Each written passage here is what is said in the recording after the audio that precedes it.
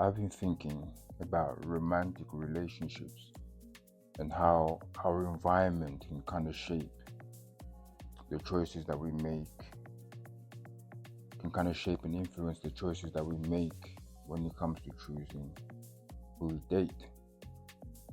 And I kind of was reflecting on that. And I remember when I was like 12 years old, right? 12, 13, 12 years old.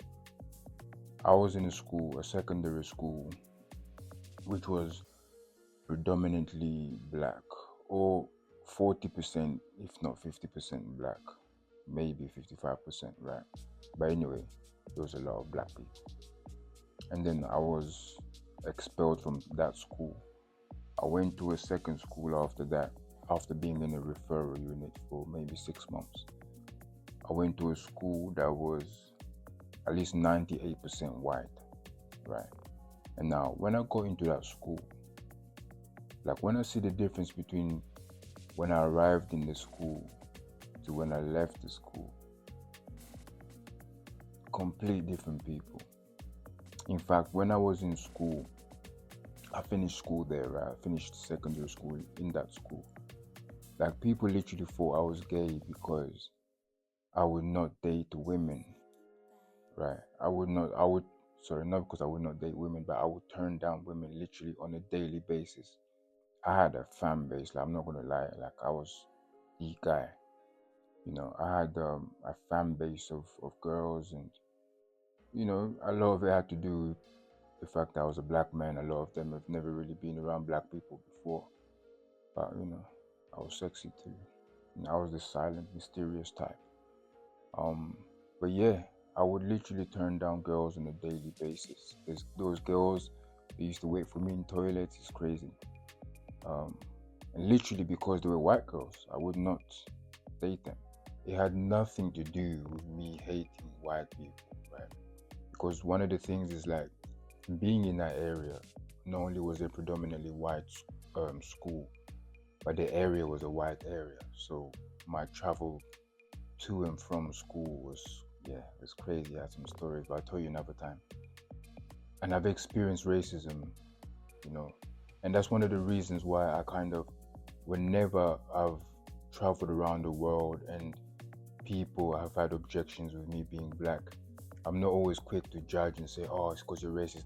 Because I know that no, all racism comes from a place of hate. Sometimes it's just because of what you're used to.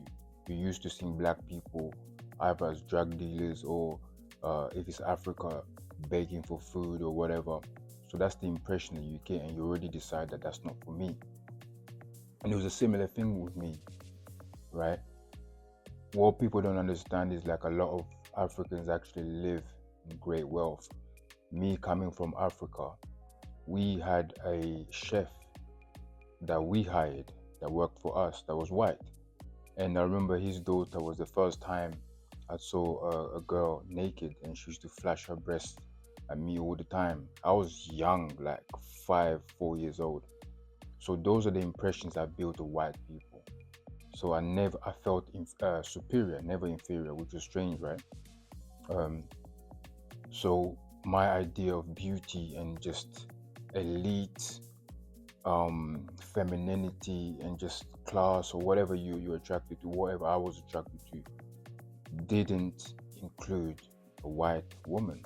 And that's all that was, literally because of what I was used to and what I grew up around.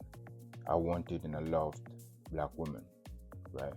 So coming into this environment was a paradox for me. It was a culture clash. There was kind of a cognitive dissonance because everything that I believed to be beautiful was starting to be challenged, right? So, and obviously, because of my surroundings and what I was used to every day, by the time I left school, that changed. I started to dislike black women. I started for many other reasons, but primarily because I didn't have many black women around me, and I find it so interesting right now. So the interesting thing about that period is that everything about me changed. Even the way I had pretty silky hair, really nice curly silky hair, but I would brush it forward and sometimes even use straight relaxer to have like a white look. You know what I mean? That didn't last long because just I love my hair. I've always loved my hair. The way I spoke was different, although that didn't change much. The only thing that didn't change was the way I dressed, because obviously I would spend the week in school, and a lot of the times I'd go home to black areas and hang around black areas, so I couldn't be dressed a certain way. But a lot of things changed, and I realized it was just, now I realize looking back, it was conditioning. It was purely conditioning. And I fell out of love with myself because I didn't see anything of beauty that reflected me. You know what I mean? And that took me on a long journey of self-discovery, of falling back in love with my culture and in love with myself again. And that took time. And then obviously I became obsessed again with the blackness of my women.